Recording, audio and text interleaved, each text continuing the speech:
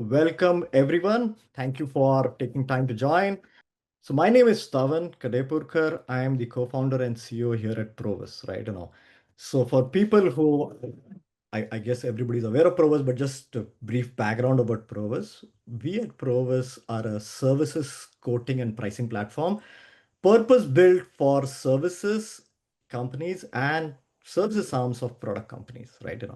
What we do is we automate the traditional manual Excel-based quoting process with an AI automation platform, helping connect sales and delivery and finance and operations teams together to collaborate on these complex services deals that we are all aware of, right? But most importantly, it's not just automating that process, it is also learning from past sold deals and how they can basically help you code better for future deals is our primary USP. We help companies increase agility to the overall quoting process because the age-old deal desk basically taking tremendous amount of time to get a quote back and customers waiting on it is something which we help improve.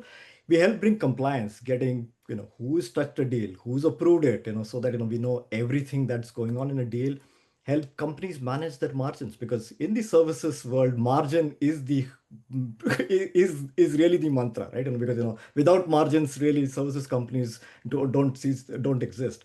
And also ultimately with all of these factors help companies increase their revenue, right? Because ultimately that's what we are. We are an enabler to this whole process.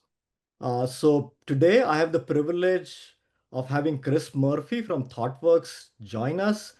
And the topic which we are discussing is something which is hot and heavy in all of our minds is how is the services pricing changing for the agentic future, right? What is it? What we keep hearing about it, all about value-based pricing, but what does it really mean? And who better to talk about it than Chris, who is basically leading it from the front, basically at ThoughtWorks.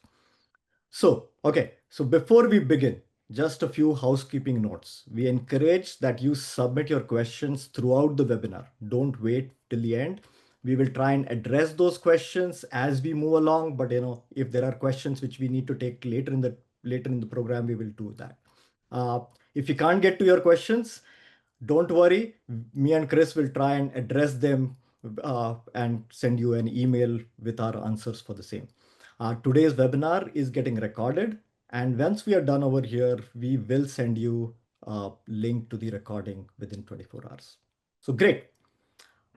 Let's get to the main topic, why all of you are here. What we are going to talk about is rethinking services pricing for the agentic future, right? The old model of basically selling people and hours is really giving away to this new model of outcome and values, right? Because customers are now looking at outcomes. Basically, customers are looking at basically what does it mean for me in when I'm buying this service, right?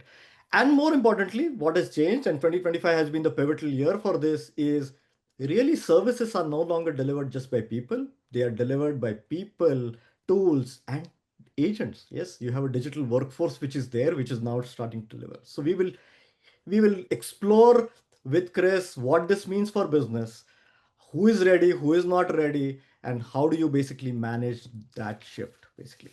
So before I start, let me just introduce you all to Chris.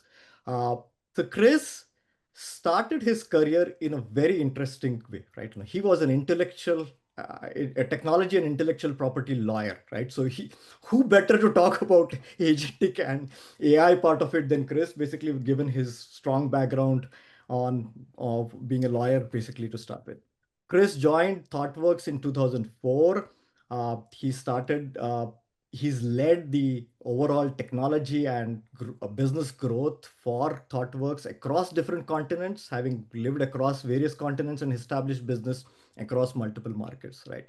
At ThoughtWorks, what Chris is now currently doing is leading a complete transformation of their go-to-market practice and approach to help enable they being prepared for the agentic future. What does that mean? It means rethinking pricing models, rethinking the overall quote to cash process. So a very, very warm welcome, Chris. Would love to hear a few words from you. Yeah, thank you very much, Starwin. Hi, everyone, for joining us today. Yes, as Starwin has said, look, I've spent my entire career in professional services. The first 10 years of that was in professional services in the legal profession. The last 20 years of it has been in professional services in the technology profession. And throughout that time, I guess, and it really doesn't matter what professional services organization you're in. Our predominant model for charging has been charging on a time and materials basis. And in a way, I think the time and materials model has been a proxy for value. In that, if you're a more premium technology consultancy or, professional services organization, you charge higher rates. If you're a more commoditized organization, you charge lower rates. But there was this rough proxy for value. It was inadequate. I think it was particularly inadequate for, clients, but it was the one that most industries used. And as Starwin said, that's changing because frankly, the provision of value in this new agentic world is not going to be delivered only through people. It's going to be delivered through people, it's going to be delivered through products, it's going to be delivered through agents, it's going to be delivered by accelerators.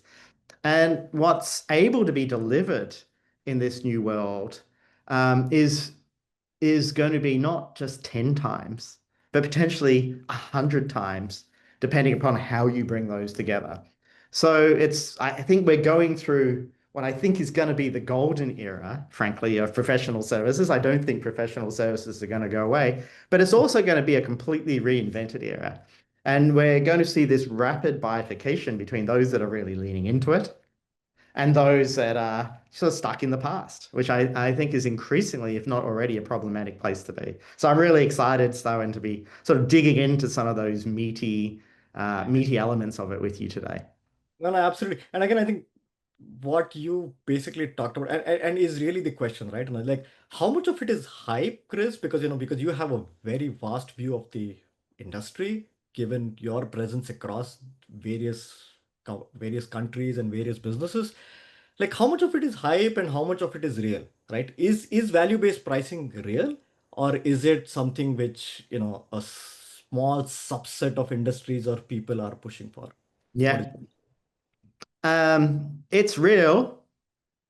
What I think is that it's unevenly distributed. So, the future of value-based pricing is here. It's just unevenly distributed. And I think one of the things that's worth noting is that it doesn't really matter what sort of professional services organization you come from.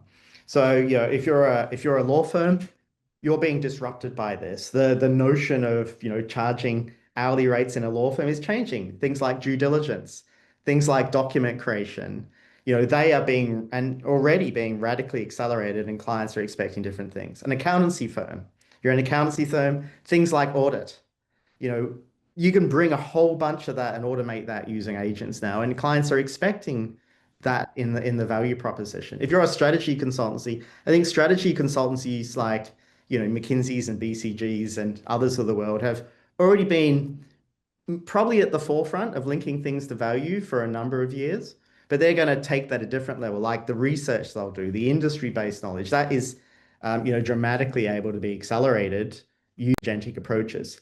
Of course, if you're a BPO company, one that's done a lot of business process outsourcing, that's being dramatically disrupted by BPO. And of course, if you're in, my industry, the technology services industry, then how you develop software is undergoing a fundamental and terribly exciting change as well. So it's real because what we're seeing now is this real, fundamental, and accelerating shift in client expectations. They are driving this as well, but also in reality about how these things are delivered. And so if you're a professional services organization, you have a choice. You can continue to charge in your own way, and your revenue will compress and your margins will compress further, and you don't have a bright future. Or you can lean into how can we as professional services companies actually use these new technologies? How can we use agentic technologies to actually 10 times, 20 times, 50 times, 100 times the value creation we can bring to our clients? How can we share that in a proactive and positive way? And how can we create a win-win scenario through all that? And I think, many organizations are at a stage of still tweaking and playing with that and exploring that mutually with clients. It's a mutual education process, but it's very, very real and it's becoming more real even over the course of this discussion. No, no, I agree with you. Again, and I think what I believe is, and I was telling you earlier in the seminar, right? And I think that I was at TSIA last 3 days, and the topic of discussion was exactly that, right? And because I think moving away from the older part of, but then are organizations ready? Are people ready? So what are you doing? Can you talk a little bit about what you are doing internally to get the teams ready, right? Because it's it's one thing that the clients have started demanding, but sometimes organizations struggle to basically keep up to that, right? Because people are used to basically doing work in a certain way. How do you make sure that organizations basically are ready to basically address it, or it could be, it could cause problems also, right? Because ultimately, because if you do not understand what value means for somebody, it can cause tremendous value, tremendous problems. Correct, correct. I think it's perhaps a trite statement, but because it's trite doesn't mean it's not true, which is that change is a constant in business, and that has always been the case. I think what is different at certain epochal points, of which this is one, is the pace of change. And what we are definitely seeing is there are drivers with the exponential nature of technological advance, which means that this is more of an epochal change, in which time is driving the necessity for us to think about that. If you look at professional services generally across all the industries I've talked about just a few minutes ago, I think it's been fair to say that we as an industry have been perhaps a bit complacent around the ability just to fall back onto this notion of time and material pricing. It's been too hard to to apply our minds into what are the outcomes being driven.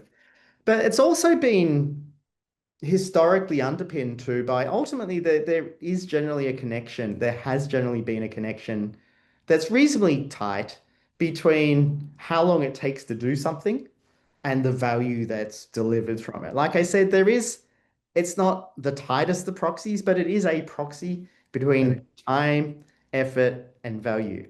Correct. And now what's happening is that that is fundamentally being broken and snapped Correct. because as we start to move into an agentic future, as we're able to use approaches in whether we're applying legal thinking, strategic thinking, accountancy models, or building new technology, the ability to bring agents, the ability to bring accelerators, are enabling us to fundamentally disconnect that from the value that's being delivered, and also to radically accelerate the value that we're creating. So what we're having to do is then apply our minds now, liberated from the ease of falling back into the old models, into what it thinks.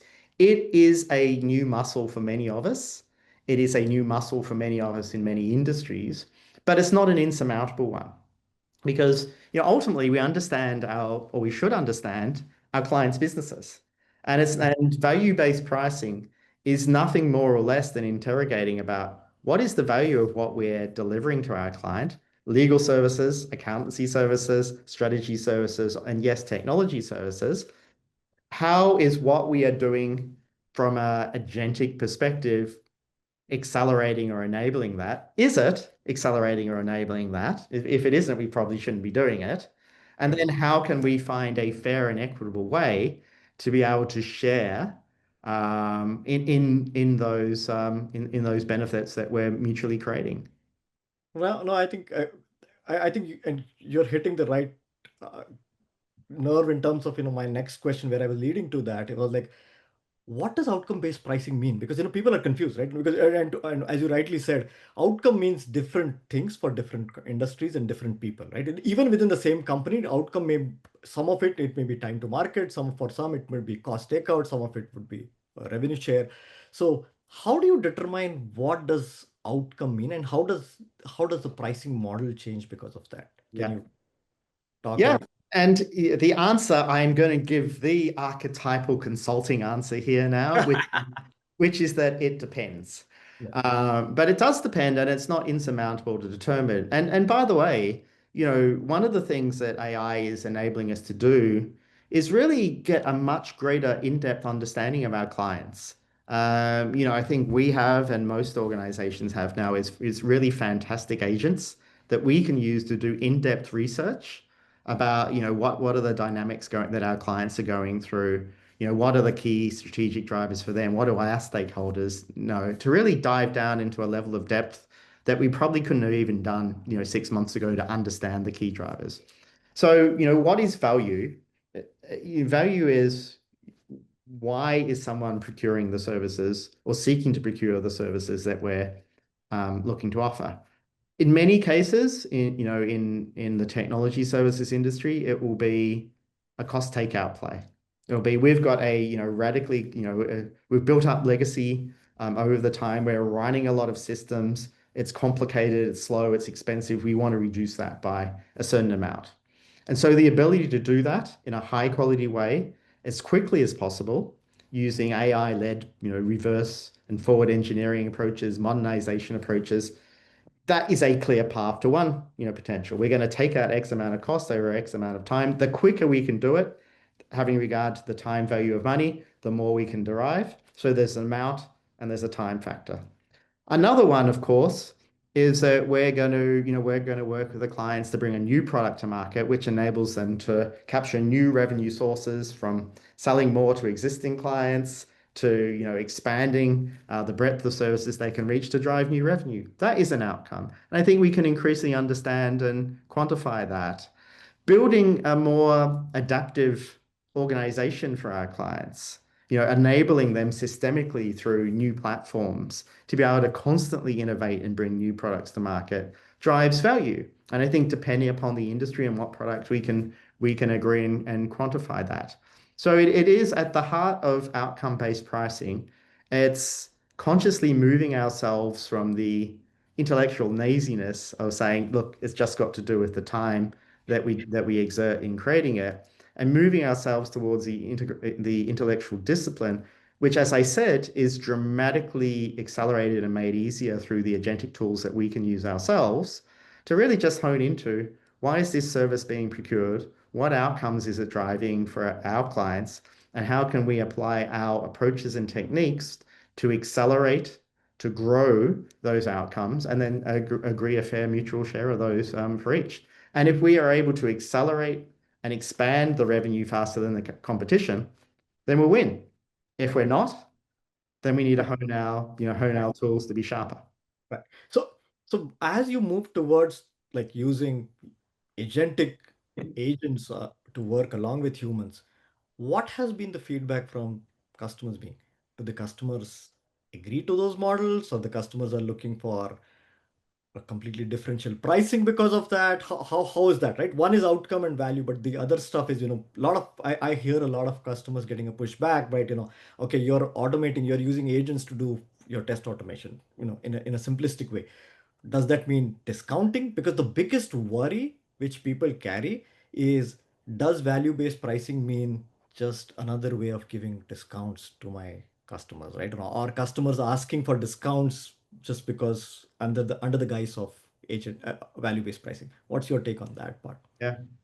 Look, I think it comes down to, if we're just providing the same value, um, then the same price should be charged, for it. So, if you're providing the same value in, using 70% of the effort over the same time scale to the same quality, then why would a client want to, pay more or even the same for that?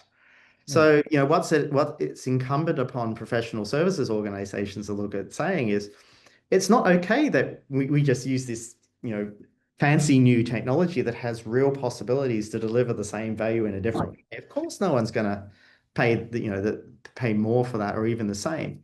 What we've Right. got to do is look at, how do we provide dramatically more value, dramatically, of the same or higher quality, faster or at the same time.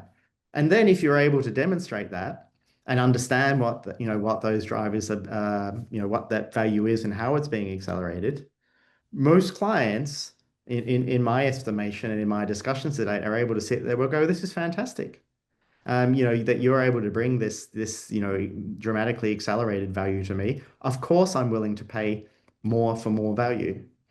If you're providing the same value, well, or less value, then of course they're not.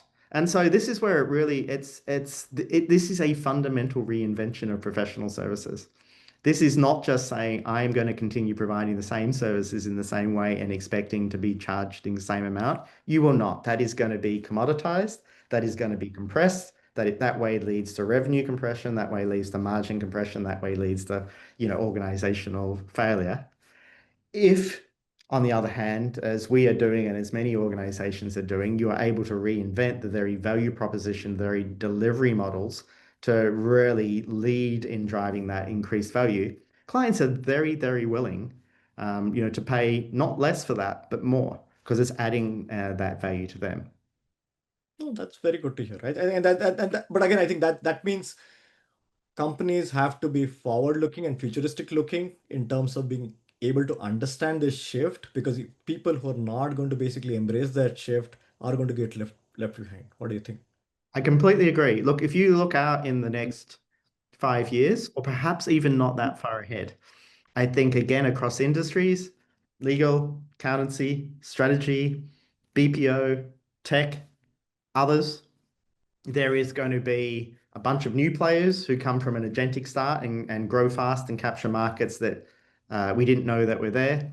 There's going to be some big brand names that have been around for a long time who probably may not even exist in a few years. And there's going to be some big brand names that have completely reinvent themselves and are, leading into the future as well. It is going to be dependent upon one, their realization and their realization now that it is not business as usual, that it is a reinvention of how services are delivered and priced. And two, it's going to be the ability to execute upon that realization in a very, deliberate and forward-leading way, which is both in terms of what the services are you provide, how you deliver those prices, but the purpose of this discussion in particular is how one prices for those. Okay. So we have a question, Chris, and I'm going to take that. So, and again, we covered part of it, but let's address that. So how do you see pricing evolving when delivery is no longer human scaled, but orchestrated through agentic systems? And what replaces the escalation logic that historically enabled services margin, right? Because services margins were always linear, which we talked about, right? So any thoughts on this question? Yes, I think we've started to touch upon this as well. And I think this is the recognition. How do old services models work? You've got a cost, you've got a leverage model. I think, lots of organizations start with lots of junior people, lower cost, higher margin. You have someone at the top of the pyramid. It's a bottoms up process. And it's been a successful one, for the growth of many organizations successfully. I think pricing in the future is flipping that on its head. It's saying this is not, of course, you can never completely divorce it from cost, but it's not saying that this isn't a cost up approach. This is a top down approach of saying, let's start with the value that's being co-created for our customers. Let's understand what that value is and how we can deliver that to the highest quality as rapidly as possible. And then, there's a price associated with that in terms of, what organizations are willing to pay to bring that value forward.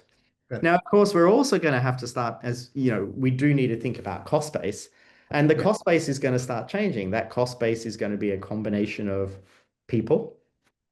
It's going to be a combination of tokens. The Yeah. agents that we run, the tokens that, they consume, that's a real cost, which cannot be ignored. And it's going to be the cost of products and accelerators and the R&D and effort that's involved in building those out for a number of organizations. And Okay. so, I think every professional services organization has a slightly different model, slightly different levels of seniority, slightly different combinations of those factors. But from a cost side, it's going to be moving from, people and infrastructure to people and infrastructure and agents and tokens and accelerators. And from a pricing perspective, it's going to be moving more from, this is all just about a cost up play to more about this is a value down play. And meaning let's start with the value. Let's see how we can bring all these systems together to deliver as much of that to the highest quality possible as soon as possible. And then let's look at how we mutually divide the potentially massive benefits that's providing in a fair and equitable way between service provider and customer to provide mutual returns to respective shareholders. I think that the opportunity for professional services companies here to radically outcompete is extraordinary because in a time and materials world, I think even if you are delivering 10 times the value of your competitors, you There's could no way. probably at best charge 20% more. Yeah. Now, I think there is the ability to really, if you can, not only just not only achieve 10 times more, but 20, but 30, but 40, but 50 times more. And those returns are really possible and possible now and increasingly do. And I think that, professional services companies who lean into this can see radical margin expansion because they are adding radical value expansion to their customers. Yeah. And customers are willing to pay for value.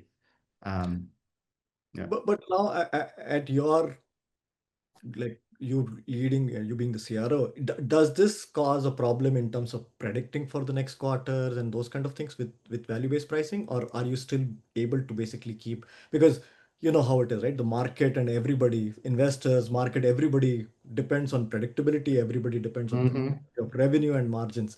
So with the advent of value-based and outcome-based pricing, is that going to be rediscovered also, basically, because it's not going to be the same, because you are going to have variations, because in some cases you are going to be overachieve, in some cases you're going to underachieve. So how does that work out again in your when you are Yes. sitting over here and predicting, as you were telling me earlier, right? You're basically planning for the next year. How do you basically put that hat on and basically start doing those predictions for the next year? Yeah, that's right. We've all trained forecast models that are trained on a different pricing paradigm. Yes. And they provide a certain level of predictability, particularly for the larger organizations that have long multi-year contracts, which is really clear. We're going to be driving X% margin of X these people for X years. It gives a wonderful baseline of of predictability that Correct. has given comfort to markets. Now we're going to be moving into a world where I think clearly how we establish the models matters. There are certainly, again, it depends, but as we look forward into a number of our clients, there are ways in which, in the technology services world, we can say, look, at the moment, we're delivering, X amount of value to you per month. We know that because we've got a history of doing that. We believe we can accelerate that with no negative impact, in fact, a positive impact to quality as we move forward. And as we do so, having that baseline, we believe that there's an opportunity to share that in this percentage, whereby we're bringing value to you and we're bringing value to shareholders as one example. There's predictability in that model. I Right. think moreover, as you start looking into more revenue sharing models, as you look forward into more future models, then what you need is start bringing both into your pricing and into your pricing modeling using tools like Provus, but also into your forecasting modeling is you start. It's not beyond the realms of humanity to do this. It's like you start looking at what are the range of potential outcomes we could provide in terms of value-based pricing. Yeah. You start making some estimates around that. When those milestones should be achieved. You build them into a portfolio view, and then you can start, deriving some pretty high levels of confidence around what that looks like. But it does require, more sophisticated pricing and quoting tools. It means rethinking some of how we do the forecasting logic behind that. There's certainly some modeling, some more sophisticated, but not, out of the realm of possibility modeling to put that right. Makes sense. Makes sense. So there is another question which has come up.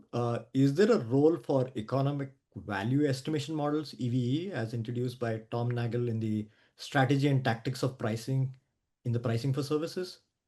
Yeah, it's a model that I am familiar with, but not an expert on. But I would say there is certainly a role for it. Again, if you look at what we're going to have to do as a profession, as the professional services profession, is we're going to have to move ourselves off the comfort of time and materials, of effort, human effort, as a proxy for value, towards one where the organizations, the professional services organizations who can bring agents and accelerators to bear are those that are likely going to win, augmented by humans. And then to do that, we have to link down about what are the best approaches, and there are multiple different models and multiple different approaches that will be dependent upon what problem we're solving for our clients that will aid us in both understanding that value, in anchoring the discussions we're having with our clients, and in economically dividing in a fair means the value that's accelerated and co-created using that. And I can certainly see a role in which that one is a very helpful and effective method. It's already used, of course, by many organizations in their own value-based approaches that they take. It's just going to be used more frequently now. Correct, correct, correct. I think the product side of things, the SaaS world basically did have value-based selling, ROI calculators and all those kind of things. And I think that was prominent. I think services now will have to start adopting and basically starting with that as start of the conversation rather than the traditional human-based and timeline-based and where the resource is located and all those kind Yeah, of. look, if I'm harsh on us as a profession, and I will be, and again, I don't speak to IT services profession. I mean professional services generally. It, it linking to value has not been impossible. It's just something we've tended to shy away from because it's been easier to fall back to the discussions around T&M. But I think the difference now is between the players who are really able to bring the right platforms, accelerators, and use of agentic outcomes. We often in the tech world, in the software development world, we talk about the notion of a 10 times developer. And the 10 times developer is someone who is in theory at least able to deliver 10 times more value than your the median. Yeah. But I think as we move into this new world, we're going to be seeing this increasing bifurcation of those professional services companies who are able to provide not just 10 times, but 100 times, the value of the competition. And then, you don't have a choice. You are going to have to be pricing on value there. Yeah. Uh, so, I can see the question from Peter here, which is a very fair one. They're saying, Chris, this is all very good. You're talking a lot of theory. But you know what? We're just so based. Our clients are going to be based. Their procurement organizations are going to be based. Our organizations are going to be based on the effort of humans. Yes. Is this just going to become a euphemism for margin compression? And again, I go back to the answer is, well, if we let it, yes, it will. Yes. If we let it, yes, it will. Yeah. And there are certainly some things where, that every professional services organization does today that they charge for that will not be chargeable for in the future world because it's just automated away. And frankly, anyone can do it. Yeah. There'll be a whole bunch of stuff which we're not even doing at the moment, or it's not even possible to do now, that can be done in a new future, and that we can start driving real value from it. Let me give an example in our business. In our business, most of our clients have very large, complicated tech estates that have been built up over decades of decisions, often M&As, dispositions, the right decisions at the time, and that have all added up. And those tech estates cost them a lot of money. They introduce brittleness. They impact their ability to bring things to market. But they've historically been really hard to address safely and cost effectively because there's many CIOs or CTOs or even CEOs who have fallen on the ability to successfully manage, for instance, a mainframe migration off a critical mainframe application.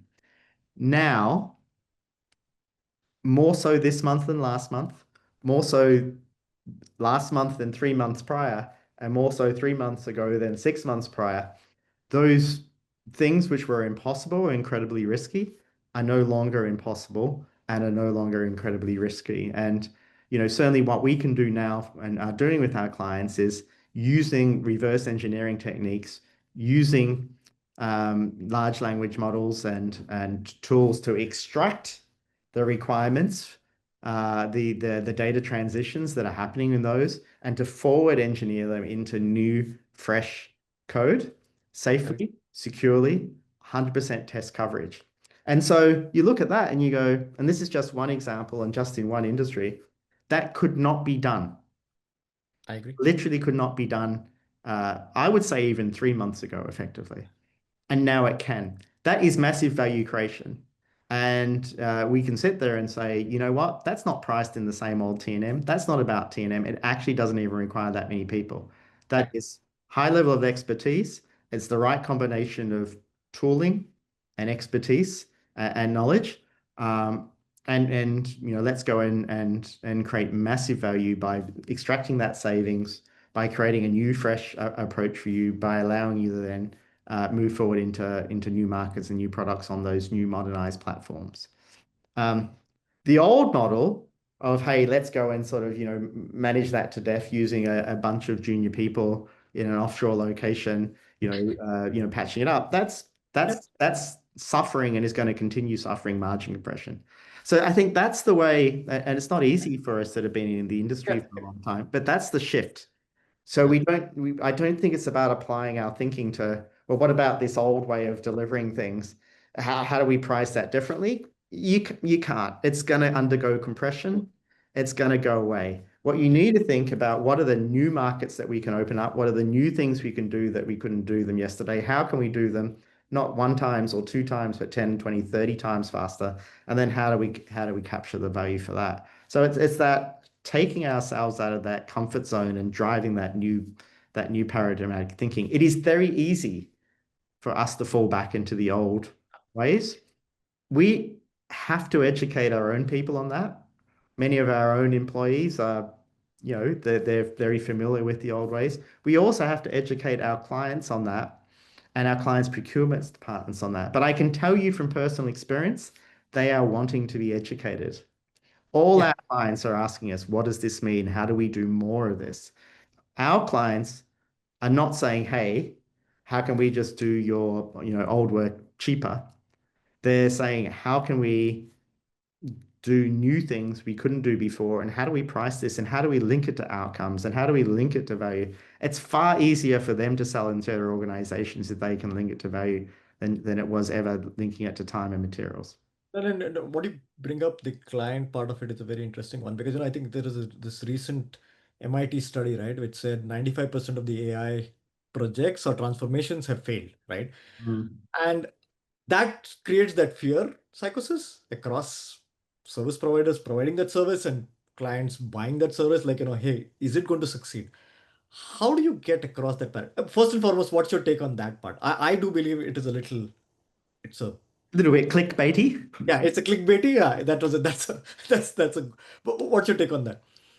Yes. Well, one is, clearly it was quite a small study, and I think there is one of the reasons it's been so widely promulgated is there is a bit of clickbait into it. And I think, to be honest, many of us, I think there's many people that are sitting there and wanting to believe that AI is not going to fundamentally change things. And it's nice to be able to anchor on that and go, look, there's the study that proves it. It's MIT, And it's then MIT, basically, right? it's the Who else is better? August, Ivy League that's saying this. It must be true.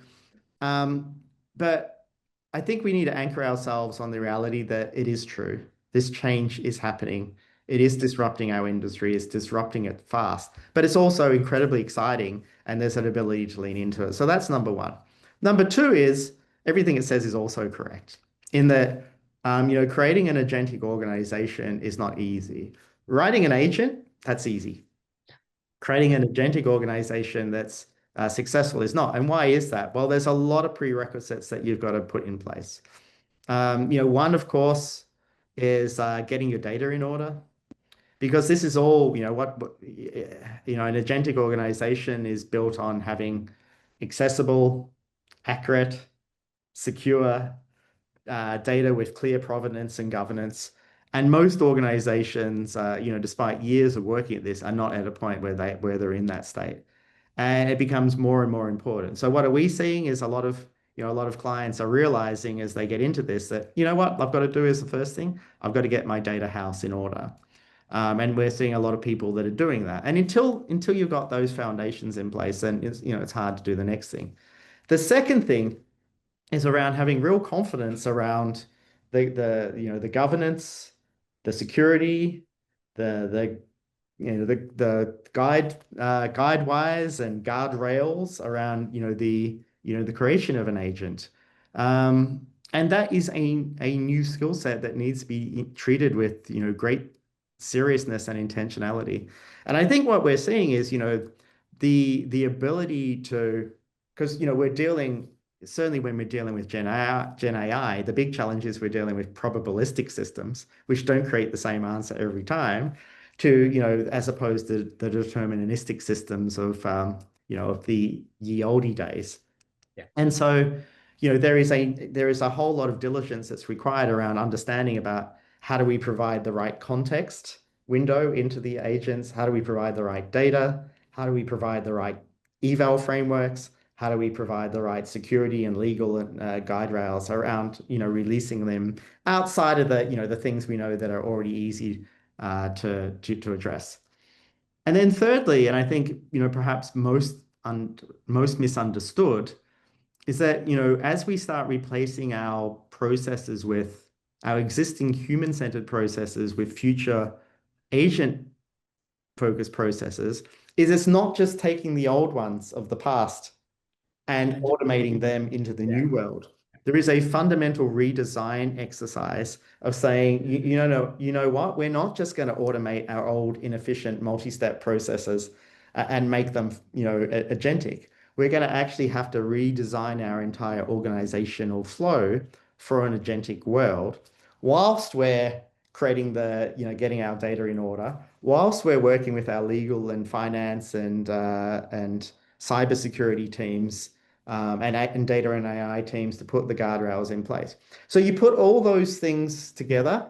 Yes, you understand why we're at a point where most organizations are not yet, seeing that large realization of value across the 95% of their organization until such time as they've got comfort and, the underlying plumbing done in that. But what we are going to see, and what we're already seeing certainly here at ThoughtWorks, is that there are companies which are starting to get through a lot of those underlying pieces of work now. They're starting to understand what it means to build the agentic organization, and they're starting to put it in place. So again, you're going to be seeing this, maybe it's 95% in aggregate, but across those, you're going to have a whole lot who are 100% in the old world, and you're getting an increasing number who are, 90% in the new world. And that's going to start having a large amount of impact around where shareholder value lies and is created. No, no, so, sounds like, I think at ThoughtWorks, you're approaching this in three angles, right? So it is, one is building AI for your clients, which is your business. The second one is AI to build software and transforming your own systems. And the third one is basically really transforming all your internal systems with AI. Is that a fair? I think that's absolutely true. Yes, there's three aspects of it. Helping organizations build the agentic businesses of the future. Leading the thinking around how we and our customers create software in the future, which, by the way, is probably one of the, it's having been in the tech industry one way or another for my whole career, whether as a lawyer or as a technologist in the tech industry. I think we've seen some pivotal shifts. We've seen obviously the move from client server, the invention of the internet, the invention of mobile devices, and it's all kind of built up over you've had these sweeping waves of change. The AI-led world, the agentic world, takes all of that and it makes that level of change seem like nothing. It really is an exponential curve, which our linear human minds have trouble realizing, but it's building upon all those prerequisites and it's now taking it in a different direction. But yeah, we've been applying it a lot too in our internal processes because obviously one of the things us professional services are known is for somewhat having cobbler's shoes. Which is building these fantastic new systems for our clients and then chugging away in our old archaic systems. That cannot be the case anymore. Yeah. We have to be the leaders, and I think our clients expect us, again, regardless of industry, in how we apply AI into our own operations, both to drive more effectiveness, more efficiency, more value.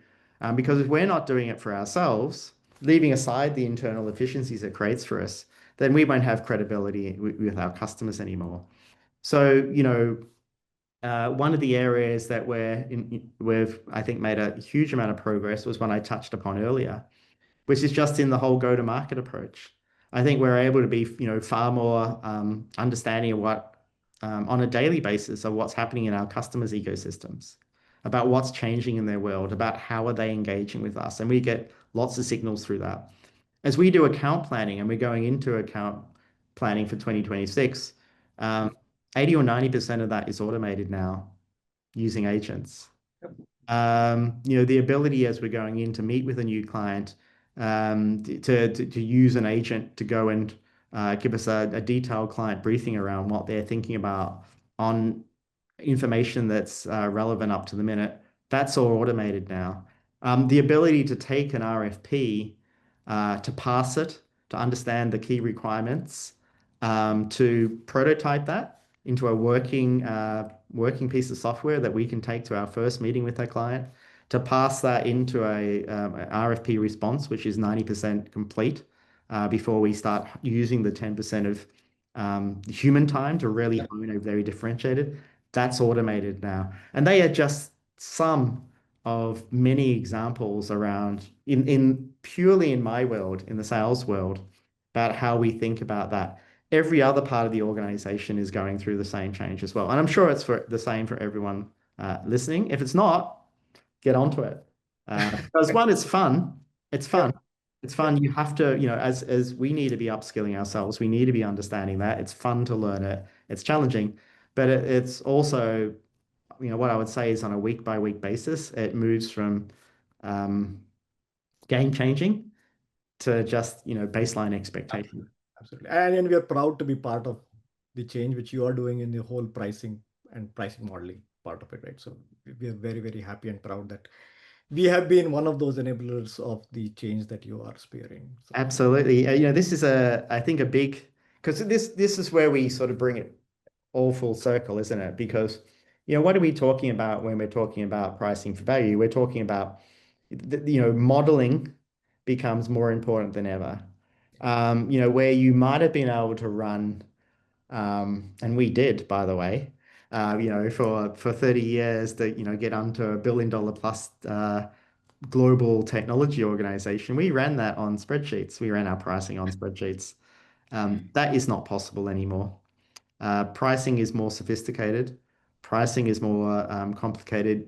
As we talk about pricing-based models, it's typical to produce multiple different quotes and multiple different models and to be understanding the nuances in them, having multiple discussions with the clients around, what one might work best. And being able to do that, understand the longer term implications of each, be able to do that efficiently and effectively, have the feedback loops coming in. That's a necessity, not a given now. That's a given, not a nice to have. Yeah. yeah, I think that's good to hear. And again, we know then we are helping you solve that as a problem is really, really always pleasing to hear. So I think we're almost like 8 minutes before it. So let me wrap it up. Any closing thoughts, Chris, before we open it up for questions? Anything Look, that I you? think, my closing thought is probably the one I've started with, which is, one is if you think this isn't going to affect you, I'm sure you don't because you're on the call, I agree. think again. Two is I believe that professional services is not going away. but I believe that professional services is fundamentally having to reinvent itself. Yes. I also believe that value-based pricing and pricing generally is going to be at the heart of that reinvention. And finally, I wholeheartedly believe that this is the single most exciting time in professional services in the last 100 years, and aren't we all very privileged to be in it? Um, No, yeah. same here, same here. So let's take some questions. We have one question which is pending, which we've not addressed is uh, credit-based pricing is becoming more common in B2B SaaS and agentic AI. Will this pricing model also surface in professional services? Um, yeah, it's a good question. It's not one I've thought about, to be honest. Yeah. Again, I would push it back to, I think it depends on, Yeah. is it relevant to the client? Is it something that our particular services model can link itself clearly to? If Correct. so, then I think the answer is yes. I think all different models of value-based pricing are going to become more relevant in this world. It depends. Some clients it will be, dependent upon on factors that are relevant to credit-based pricing.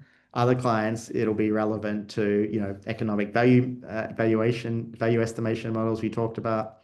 You've just got to become more literate with the various models that are out there and think about how you apply them in your business's particular context and upon your client's particular context. But I tell you what, they say that agents, the AI is going to create new roles that we don't necessarily know of yet, and it's going to destroy existing ones, that creative destruction process that we've seen throughout history, albeit accelerated using AI. I tell you one role that's going to become more important than ever, pricing. If you're a pricing specialist, I think you're in a good spot for your. And Provus is the tool to help you do that. Exactly right. That's exactly right. So, but again, and again, this is not a question, but this is a question from me. With because value-based pricing, right? Like people were used to time and material pricing or fixed price. They're like really, really simplistic models, right? And then with value-based pricing, because the levers can be so different, is that something which you deal with where your sales teams or your delivery teams, finance teams get confused? Like, because customer A asks for a different pricing, customer B asks for a different pricing. And so how do you basically put all of them together? Yeah. How- This is for us and for everyone a big internal upskilling and relearning process. This is a change program that everyone needs to get on board, including at my organization. We are having, a lot of our discussions now as we go through renewals with our clients are about how do we price these differently. And, I'll be open, some of our teams are very resistant to it. But they're fantastic discussions to systemically go through it and say, hey, well, it's not a choice around how we change this. How do we do it?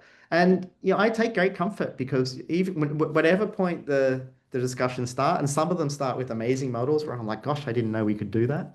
And others start with, no, I don't think we need to change anything.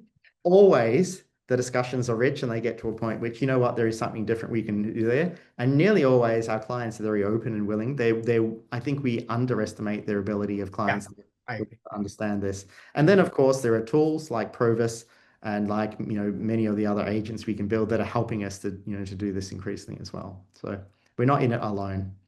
I think there is one more question. Chris, you mentioned the reusability aspect of solutions. What is the pushback or adoption that you're seeing from enterprise customers who are sometimes worried about IP when services companies bring you reusable component solutions along with their services? A very Yes, good, that's an very excellent question. good This question. is an excellent question.